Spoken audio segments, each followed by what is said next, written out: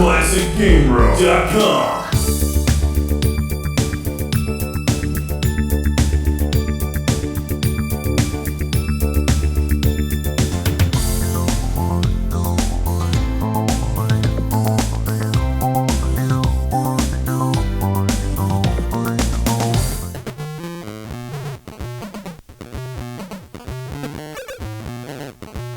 Welcome to Classic Game Room, where I'll apologize in advance for the horror that you're about to witness. This is deserving of its own fatality.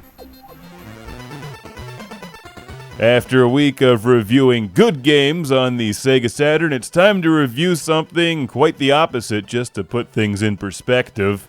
This is Mortal Kombat on the Game Boy.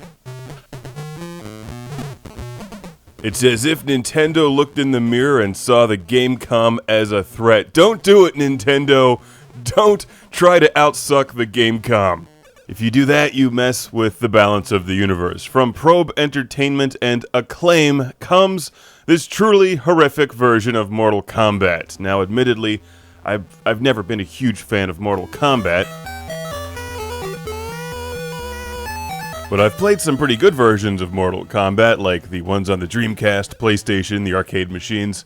I even liked the one where they fought Wonder Woman, but not enough to ever become a Mortal Kombat fan. However, this game is well, disappointing beyond reason. I can only imagine many Mortal Kombat fans back in the day were falsely excited when they saw Mortal Kombat available on the Game Boy. Oh wow, they've brought the arcade action onto the small screen.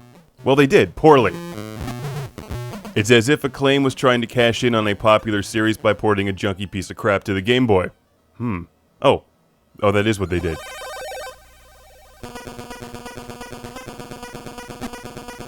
Not only does it look not good, but it takes a half hour for any button push to actually register, so the fighting is terrible as well. In fact, it's pretty much unplayable. It's easy enough to say these days, just ignore the Game Boy version of Mortal Kombat. There's better versions out there. There's like hundreds of versions of Mortal Kombat. But I feel bad for the people who bought this game back in the day with hopes that it might not suck. Acclaim, you've made children cry on numerous occasions. This is just one of many.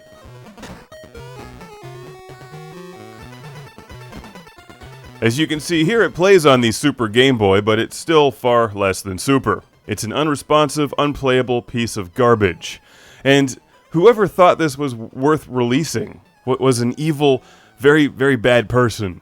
Because they knew the game would sell based on the title alone, and people immediately throw their receipts away. So nobody's going to return it, and this is before the internet. So you can almost hear the ghoulish-like laughter emanating from one of the Death Star-like conference rooms at Acclaim. We fooled them again.